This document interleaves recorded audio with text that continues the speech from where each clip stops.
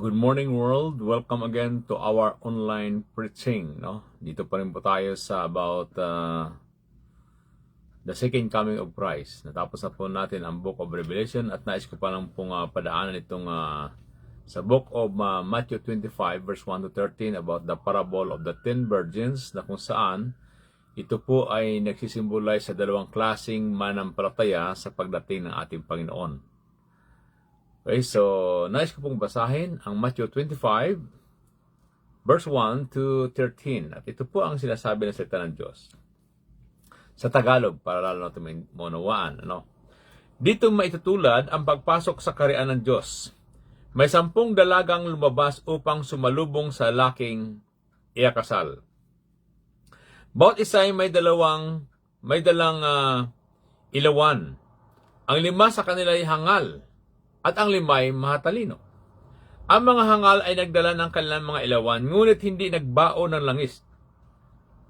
Subalit ang matalino ay nagdala ng langis bukod pa sa nasa kanilang ilawan.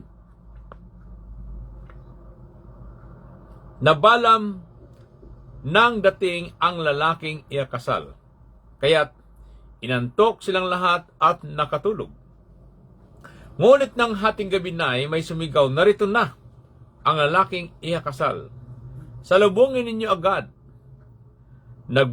Nagbangon ang 10 dalaga at inayos ang kanilang ilawan. Sinabi ng mga hangal sa matalino, "Bigyan naman ninyo kami ng kaunting langis. Aandap-andap na ang aming mga ilawan. Ibaka hindi makasya ito sa ating lahat." Tugon ng matalino, "Mabuti pa'y pumunta muna kayo sa nagtitinda at bumili ng para sa inyo." Kaya't lumakad ang 5 hangal na dalaga, samantalang bumibili sila, dumating ang lalaking ikakasal. Ang 5 nakahanda ay kasama niyang pumasok sa kasalan at ipininid ang pinto.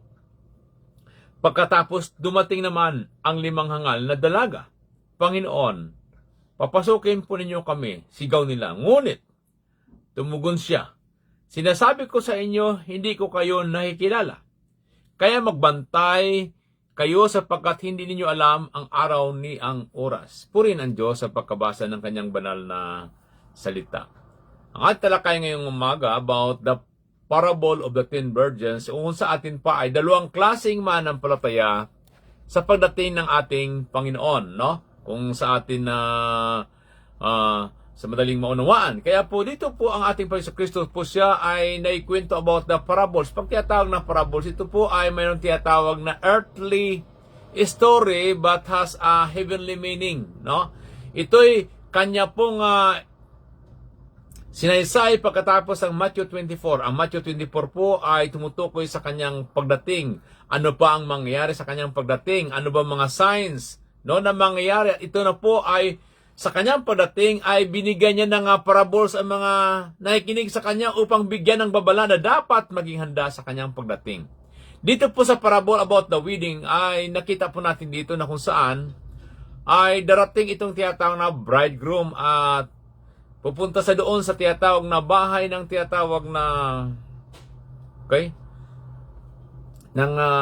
the bride's house for the ceremony. And then, pag napunta sa doon, yung bride at yung groom ay sila po ay magpo-procession na, going to the groom's house, na kung saan po ay doon gaganapin itong tinatawag na handaan. Minsan po ang handaan ay naabot ng tinatawag na 1 week, no?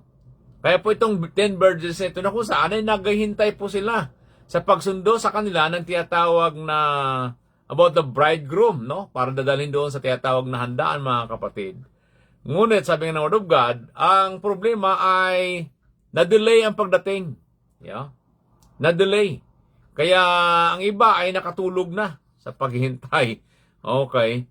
Ang iba naman po ay, siyempre, yun nga, 2 klase ng tao dito before the coming of Christ, yung tinatawag na the prepared at the unprepared.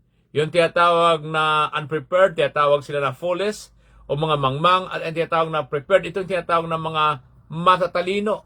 Kaya po mga kapatid, dito po sa kwentong ito ng ating Panginoon Kristo sa kanyang parables ay ma-evaluate natin sa kanyang pagdating kung anong klaseng manampalataya tayo sa ating pagdating. Tayo ba is spiritually prepared? Okay? Sapagkat ang kanyang pagdating, sabi ng Word of God sa Matthew 24 verse 36 to 39, ay walang nakakalam. Okay? Maring sa umaga, sa tanghali, sa hapon, sa madaling araw ang pagdating ng ating Panginoon. Kaya po, inaatasan niya yung mga tao na dapat ay maging handa. Kagaya ng sinabi nga po dito. Nais ko lamang basahin, kagaya ng pagdating ng Noah. Na pagdating ng baha, na si Noah ay nandoon sa loob ng arka, pero, di ba, ang mga tao, kahit anong babala, ay hindi pa rin naghahanda. Okay? Kaya po mga kapatid, napakahalaga, kagaya sabi ng Panginoon sa kanyang salita, sa Matthew 24:40 to 44, sabi niya po dito, sa panahong iyon, may dalawang lalaking gumagawa sa bukid, kukunin ng isa at iiwan ng isa. May dalawang babaeng magkasamang gumigiling, kukunin ng isa at iiwan ng isa. Kaya magbantay kayo sapagkat hindi ninyo alam kung anong araw parito ang inyong Panginoon. Tandaan ninyo ito, kung alam lamang ng puno ng sambahayan, kung anong oras ng gabi darating ang magnanakaw, siya ay magbabantay at hindi niya pabayaang pasukin ang kanyang bahay. Kaya, maging handa kayong lagi, sapagkat darating anak ng tao sa oras na hindi ninyo inaasahan. Sipin niyo, sa oras na hindi niyo inaasahan. Na tila baga maganda, marami tayong mga plano sa araw, sa gabi, okay, na matulog tayo, parang payapa. Pero hindi tayo alam, baka yun na pala yung huling araw natin at huling tulog natin mga kapatid, sapagkat darating na pala ang Panginoon, no? Kagaya sabi nga, rapture, di ba? Kaya po, dito po makita natin yung tiyatawag na the meaning of the word foolish, pag tiyatawag na foolish o mangmang, ito po tiyatawag na unintelligence, senseless, lack of judgment, lack of common sense, lack of decision, lack of direction sa kanyang buhay. Kaya mga kapatid, dito ating pag-aralan kung anong klaseng mga tao. Una, itong tiyatawag na the foolish believers. Okay? Ano po ba ang mayroon sila? Their privileges, they have all the same opportunity doon sa tiyatawag na wise virgins o wise believers kung sa atin. Pareho nilang narinig yung instruction. Pareho silang inibitahan. Okay? Pareho silang naghihintay mga kapatid. Diba? Pareho silang may mga ilawan. Ang gusto nila makita ay madatnan sila ng tinatawag na bridegroom. Pareho silang may tinatawag na langis sa umpisa. Pareho rin silang nakatulog. Ngunit sa kalagitnaan ng gabi, doon lamang sila nagising mga kapatid. Okay, para ihanda ang kanilang mga ilawan. Okay? So, sabi nga ng Word of God, lahat sila parehong naghanda. At kung ating maitingnan dito, ano bang simbolo nitong mga tinatawag na mga oil na ito? Ang oil, mga kapatid, na ginagamit ng unang panahon sa ilawan, hindi kagaya ngayon na pag-click mo na, di ba, may ilaw na. O di battery. Noon po talaga mga oil ang ginagamit nila. Kaya napakahalaga sa kanila yon. No, maraming gamit ng oil noon. Pagluto, paggamot, okay. Dito sa paggamit ng tinatawag na ilawan, ang oil po sa ating panahon, it represents may tinatawag na preparation. O it symbolizes real faith. Maybe it symbolized the indwelling presence of the Holy Spirit to the believers. Oil. Kaya po mga kapatid, sa ating panahon ngayon, we have many privileges as a believers of Christ. We heard the Word of God. We read the Word of God. But the choice is in our hands to obey it or disobey it. Every decision that we made, we are the one to reap the results of it. Di po ba? Lahat tayo may mga privileges. Lahat ng tao. Kaya nga sabi ng Panginoon sa Matthew 24 verse 14, pagkatapos na may pangaral ang salita ng Diyos sa buong sanlibutan, sa kadrating ang wakas. Kumbaga binibigyan ng pagkataon ng Panginoon ang tao ay magsisi at magbalik loob sa Kanya. Ngunit ang katangian nitong tinatawag na una makita natin in the characters of the wise virgins or wise believers. Una, bakit tinatawag silang wise? Sapagkat they have a genuine faith. They invest in their faith. They prioritize their faith. They are willing to sacrifice because of their faith. Faith that perseveres not only during the time, but sabi nga dito, Hindi sila nag-give up or stumble because it focuses to God. Yan ang tinatawag na real faith, mga kapatid. No? Dahil kung ikaw may tunay ng panampalataya, ano mga pagsubok, ano mga paninira, ano mga problema ang iyong madaanan, ikay magpapatuloy sa Panginoon. Because you have that real faith, nanampalataya ka na mangyari ang sinabi ng Panginoon. They have the indwelling of the Holy Spirit, sapagkat ang tao na walang Espiritu ng Panginoon ay hindi sila kay Kristo. Kaya tayo naman ng palataya, we have that Holy Spirit na nanahan sa ating mga buhay. Pero yung hindi tunay naman ng palataya, yes, nagpupuri sila sa Panginoon, nagasalita sila about God, nagabanggit sila about Jesus, pero wala yung Holy Spirit. Bakit? Kasi nga, wala silang tunay na panampalataya. Marami sa ating panahon ngayon. Millions of people calling the name of God, but they have no the Spirit of God. Sapagkat sila silang tamang relasyon sa Diyos. Basta sa kanila may reliyon na sila, tama na po, di po ba? Pag mag-share tayo sa ito ng Diyos, ay may reliyon na po kami, mabait naman po kami, doon na lang kayo sa iba, doon sa mga masamang tao. Yun ang kagad ang sinasabi ng mga tao. Di ba? Kaya itong mga wise believers, they are spiritually prepared even unavoidable circumstances happen. Ano man ang mangyari. Kagaya po ng tiyatawag na the delay of the bridegroom coming. Mayroon silang tiyatawag na an extra oil. Diba? It is the wise who prepare for the future. It represents the wise believers. Mga kapatid, kailangan ating panampalataya ay hindi kapos kundi tama, mga kapatid. May mga taong pilosopo, ay lagpas na kayo sa langit sapagkat lagi kayo simbahan, hindi kayo nag-a-absent sa church. Diba? Yan mga pilosopo. Yan sabi ko lang, di ba lumagpas, wag lang kumapos. Di ba? Kaya ano naman po ang katangian itong mga tiyatawag na foolish believers? Yung mga foolish believers o the foolish virgins ko sa atin, sabi nga, lack of faith. Diba? Kulang sila sa panampalataya. Lack of priorities about it. Kumbaga, kung may time lang sila sa Panginoon, kung may mga okasyon lang marahil, always focus their attention to temporal things, mga kapatid. Trust in themselves, their abilities, their strength, o maaari sa material things, o maaari kung may ipapagawa ka, they are always murmuring and complaining, mga kapatid. Madali silang ma-stumble. Kung sila i-correct mo, ay madali magtampo. Pagpagawin mo ng trabaho, ay maraming mga dahilan. They don't persevere. They want only the blessings and temporal enjoyment in life. Yan tinatawag na lack of faith. Yan ang katangian ng mga foolish na ito, mga kapatid. Ano po ang kanilang katangian? Lack of preparation. Kaya nung dumating itong tinatawag na bridegroom, hindi sila handa. They have no reserve oil to refill their flickering lamps. Alam nila yon. No? But they didn't prepare sa delay na mangyari. Kumbaga, eksakto lang. Di na napaghandaan kung ano mangyayari later on. Mga kapatid, no?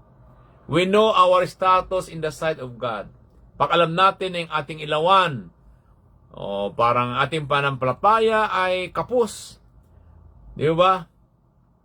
Ay napakadelikado na lumapit na kagad tayo doon sa nagadagdag ng ating panampalataya, walang ibang ating Panginoon. O magpadagdag tayo, paano madagdagan ng ating panampalataya? Sa pamamagitan ng pag-aaral ng salita ng Diyos. Sa pamamagitan ng ating pagdalo sa mga pagkitipon, sa mga Bible studies. Diba? Sa pakikinig ng Word of God. Ito po'y nakakatulong upang ang ating ilawang aandap-andap ay muling magliwanag. Yung mga disciples, so sila po'y nanalangin ay hindi gumaling ang kanilang panalangin. Ang sabi nila, Lord, increase our faith. Pwede madagdagan ang ating panampalataya, mga kapatid. Magbigay ka lang ng panahon o matuto tayong disiplinahin ang ating mga sarili. Kaya nga ang pangatlo na dahilan kung bakit tinatawag sila na foolish believers, lack of future plans. Okay. Yung kanilang pinagandaan lamang yung dito sa lupa, pero yung sa langit ay ayaw nilang pagandaan yon. Sabi nga ng Ecclesiastes chapter 9 verse 10, basahin ko. Sabi ng Word of God. Whatever your hand find to do, do it with your might. For there is no work, nor device, knowledge nor wisdom is all where you are going. Okay? Kung ano mga gawin natin ang mga buong kalakasan. Di ba? Kung baga, pagandaan natin yung ating patunguhan, mga kapatid. It is not easy to prepare for our future. Sometimes we do our sacrifice, but we do it to have a good life later on, mga kapatid. Sabi nga, study now, enjoy later, di ba? Yung iba ay ayaw magsakripisyo sa pag-aaral para ihanda ang future. Kaya mga kapatiran natin, dito sa Canada o sa ibang lugar, they sacrifice themselves. Why? To prepare the future of their family. Pero may mga pamilya na, di ba, akala nila yung kanilang mga parents ay habang buhay doon sa ibang bansa na patuloy ang pagtulong sa kanila. Hindi nila akalain na may katapusan ng lahat. Kahit dumating may yung hindi inaasahan. Di ba, may nangyari sa mga mahal sa buhay, di naman sana, no? Hindi sila nakapaghanda. Di alam ang kanilang gagawin, mga kapatid. Di ba? E sa paghahanda sa future natin na it is not easy. Di ba? Paano ilang taong pag-aaral, sabi nga kung anong itinanim natin ngayon, aanin natin balang araw, but the foolish, they don't mind about their future. What they are thinking is enjoy now. Di ba? They don't think about what will happen in the future, mga kapatid. Kaya tayo po, mga kapatid, work for now for our future. Kagaya po ng tiyatang na foolish na yun dun sa Luke chapter 12 verse 15. No? Napagandaan niya lahat ng bagay dito sa libutan. Ang problema, nakalimutan niyang pagandaan yung kanyang patunguhan na ang kanyang buhay may katapusan. Sabi nga ng Word of God dito sa Luke 12 verse 15. He said to them, beware, keep yourselves from all covetousness, for a man's life does not consist of the abundance of the things which he possessed. Diba? Yan ang sabi ng Word of God. Mag-ingat daw po tayo.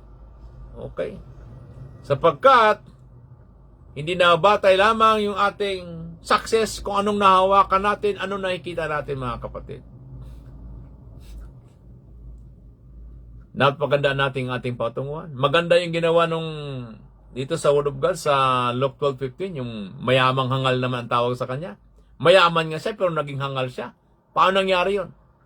Yes, naging successful siya sa buhay sa libutan pero naging hangal siya sapagkat hindi niya napagandaan ang kanyang patunguhan. Yan po ang nangyari dito sa tinatawag na foolish believers o foolish virgins. Ano pong mayroon sa kanila? Bakit tinatawag silang foolish? Lack of knowledge and understanding. Ang sabi ng Word of God sa Hosea chapter 4 verse 6, my people destroyed because lack of knowledge, because they rejected knowledge. Yung mga tao, sapat na ito. Ayaw namin yung mga training na yan. Tama sa amin. Basta malaga nakasamba kami, nagilingkod kami sa Panginoon. Yes. Mga kapatid, napakahalaga yung patuloy natin na pagkasanay. Kumbaga sa mga digmaan, yung mga taong makasurvive, sa mga gera, yung mga taong nasanay. Di ba? Nasanay kung anong gawin. Kaya nga sabi ng Proverbs chapter 12 verse 23. Sa Word of God, nice yung basahin. Proverbs 12 verse 23. A prudent man keeps his knowledge, but the hearts of fools proclaim foolishness. Diba? Ang taong mga matalino talagang nagpapakadalubasa. Nagidisa ng tinatawag na knowledge. Kaya itong mga foolish nito, lack of understanding. Lack of knowledge. Okay, hindi nila napagandaan ang kanilang mga sarili. Ano pong mayroon sa kanila? Lack of discipline. Maring lack of discipline in their life, maring in their mouth, in their money, in their temper. Diba yung mga taong kulang sa disiplina, madaling magalit. Madaling mainis. Okay. Alam niyo ba sa Biblia, itong si Adam and Eve, na kung saan alam natin na they are first human created by God, nagiging mangmang po sila, mga kapatid. Bakit? Sapagkat nang dumating si Satanas nang sila'y tinukso ay sinuway nilang utos ng Diyos. Masigit pa nilang pinakinggan yung sinabi ni Satanas kaysa sinabi ng Panginoon. Ito rin po si King Solomon sa Biblia. One of the wisest man on earth. Nagiging mangmang po siya, mga kapatid. Bakit? Sapagkat dinisobey niya ang salita ng Diyos. Isipin mo ba naman na 1,000 di ba? Ang asawa niya. Di ba? 700 wives, 300 concubines. Si Judas, 3 taon niya nakasama ang Panginoon. Okay, naging mangmang din siya dahil sa tinatawag na pera, mga kapatid. Ipinagkanulo niya ang Panginoon. Okay? Na siya nagbibigay buhay sa kanya at later on, hindi niya napakinabangan yung pera na yun sapagkat siya nagpakamatay. Yung asawa ni Lot, maraming privilege sila, nakakarinig sila ng mga mensahe. Okay? Ni Abraham during the time. Kung paano sila pinagpala ng Panginoon. Ang problema po, mga kapatid, nung sila'y pinagpala ng Lord, na sinabi sa kanila, okay, susunugan ng lugar na ito ng Sodom at Gomora sapagkat masama na mga tao dito. Nakaalis na sila doon sa lugar na iyon. Pero hindi nila sinunod at sinabi ng anghel, ano man ang marinig nyo, huwag na kayo lumingon. Tuloy-tuloy lang kayo hanggang makapunta kayo doon sa lugar ng Suar. Pero itong si asawa ni Lot, habang tumatakbo, si Lot at ang 2 dalaga niya, nauna na marahil. Itong babae, alam mo, marami na asikaso, di ba? Hanggang later on, naalala niya marahil habang tumatakbo siya, pero ang puso niya doon sa tinatawag na naiwan niya. Manang mga manampalataya na sumusunod sa Diyos, pero ang puso niya ay hindi talaga tunay sumusunod. Doon pa rin sa sanlibutan. Doon sa mga bagay na naging hadlang sa kanyang paglilingkod sa Diyos. Kaya po, mga kapatid, the foolish person, they have knowledge, they know the truth, but the problem is their laziness. They doesn't mind the reminders, the teaching, and they don't obey the truth. Meron sila lamang super special knowledge of scriptural truth. They doesn't have the deeper relationship with God. They are not committed to God. They have only partial commitment, mga kapatid. At ano po naging consequence sa kanila, mga kapatid? Dahil sa kanilang tinatawag na foolish action, ang sabi ng Word of God, the door was shut. Nung sila po ay, sabi ng mga wise believers, o wise virgins na yun, no? Pumunta kayo, bumili kayo doon ng langis. Sapagkat yung aming langis ay cool. Kumbaga, tama lang, baka kami naman na maubusan. Nakakalungkot, nung sila'y papunta, pagbalik nila, nakasarado na ang pinto, mga kapatid. Ito pala ang kagalian doon sa tinatawag na Middle East, sa mga tinatawag na kasalan. Pagkatapos na dumating na yung mga tao, mga bisita, isasara na nila ang pinto. Hindi na nila bubuksan yung bakit. Baka papasukin sila ng ibang klase mga tao to secure, okay, the marriage party and to exclude yung tinatawag ng mga intruders. Kung sino lang mga naimbitahan at kasama doon sa party, yun lang po, mga kapatid. Kaya po sa pagdating ng ating Panginoon, when the door to heaven will be closed, only the ready people will be secured in the joy of the great marriage. Kaya po, mga kapatid, at the point, no one repentance, prayer, pleading can change the fact. Yun na po yun. Hindi na mababago. Kagaya ng panahon ni Noah. Nung naisara na yung arka, kaya anong sigawan ng mga tao, wala na po, hindi na mabuksan ang arka na yun. Yes. Kaya po mga tao, kahit anong pakiusap nila na sila'y papasok sa arka, wala na po. For 120 years, na pangaral ni Noah ay walang naligtas. Ang sambayanan lamang niya ang naligtas. Na siyang katuwang niya marahil sa pagpagawa ng tiyatawang na arka na yun. Marahil lang iba marahil doon dahil ilan lang naman sila wala silang naligtas. Siyempre marahil doon, mga manggagawa marahil ng arka. Mga binabayan nilang gumawa ng arka marahil. Di ba? Pero hindi nakasama doon. Pwede rin na ganon. Nakasama sa church. Gumagawa sa church pero hindi po nakasama. Yung po nakakalungkot. They were not enter into the door. Okay? They were denied by the groom. Okay, anong pakilala nila, mga kapatid? Ganito lamang yun. Kaya na sinabi doon sa Matthew 7:21-23. Nasuling araw, maraming magsabi, Panginoon, Panginoon, nangaral po kami, nagpalayas kami ng mga demonyo at gumawa kami ng kabalaghan sa iyong pangalan. Pero sabi ng Panginoon, lumayo kayo mga mapagawa ng masama. Yes. Kaya ang tao tumatawag sa pangalan ng Panginoon, ang problema, doon pa rin sila namumuhay sa kasalanan. The foolish believers fails to prepare and they are unable to participate the procession, mga kapatid. They experience what we call the eternal separation. There is no second chance, mga kapatid, to those people who are not ready when Christ comes. Kaya nga ang ibig sabihin nito, mga kapatid, not all professing Christians na nagsabi ng Panginoon, Panginoon ay pasok sa kanyang langit. Sapagkat talagang sila'y walang tunay na panampalataya sa Diyos. Without the Spirit of God, the Word of God, faith in our Lord Jesus Christ, and obedience to Him, there is no salvation. Dapat ngayon pa lamang po, mga kapatid, bago maging huli ang lahat, ay siguruhin natin ang ating kaligtasan. And there's only one source of spiritual oil. God is the exclusive supplier.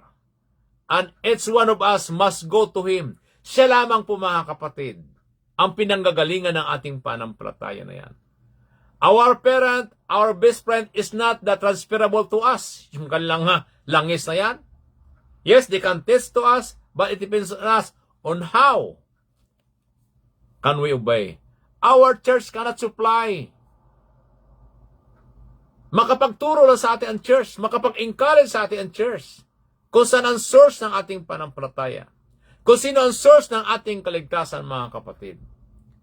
Si Kristo lang ating tagapagligtas. Kaya po ang parable sa ito, mga kapatid, nagtuturo that there is no second chance to be saved after this life is done. For those without the oil of spiritual life, as foolish virgins, sabi nga ito, sadly it means to be shut out from the presence of God. Yun po nakakatakot, mga kapatid. Kaya sabi nga dito, yung spiritual preparation cannot be bought or borrowed at last minute. Dapat lagi tayong handa. Sapagkat di natin alam kung kailan tayo kukunin o kailan darating ang Panginoon. Ang ating relationship with God, yung ating responsibilidad na ginagampanan sa ating Panginoon. When Jesus is torn to take His people to heaven, we must be ready, mga kapatid. Make sure that we have enough oil for ourselves that will last for a long time, even the bridegroom delay for His coming. Kagaya ng ating Panginoon. Long time ago, sinabi na darating ang Panginoon, pero na-delay hanggang ngayon. As a wise believers, must be always ready, mga kapatid. Mayroon tayong langis o tunay ng panampalataya sa Panginoon. Lagi tayong on fire sa pagdating ng Panginoon.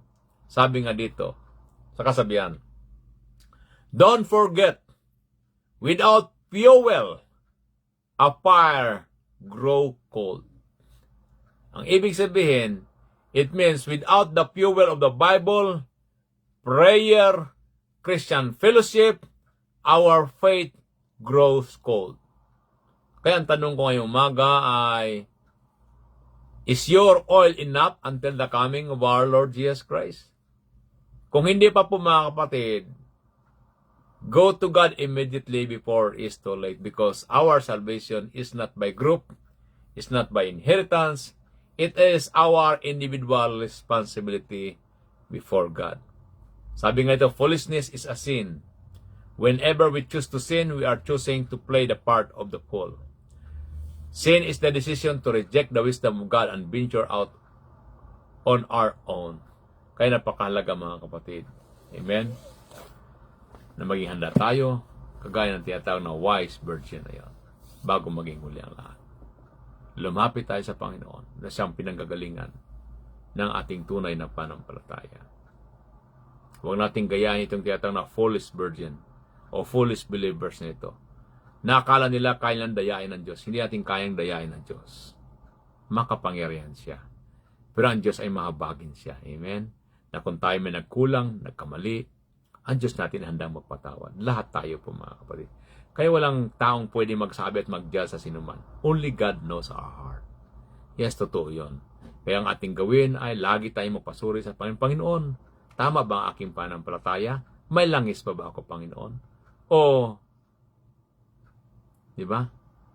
Tulungan mo ako, Panginoon. Increase my faith. Amen? Sa oras ito tayo lumapit sa Panginoon. Panginoon, sa oras ito kami po ay nagpapasalamat sa iyong mga salita. Tunay nga, O Diyos, tulungan mo kami na maging kagaya ng wise virgin na yon na laging handa, Panginoon. Yes, O God, laging may langis. Laging may tunay na panampalataya, Panginoon. Laging may langis o nag-aalab sa paglilingkod sa iyo, Panginoon, sapagkat kung ayon panampalataya ay walang langis. Yes, O God, walang apoy, Panginoon, na mangyari. Kaya Lord, we pray, let your Holy Spirit na siya mag-empower sa bawat isa sa amin.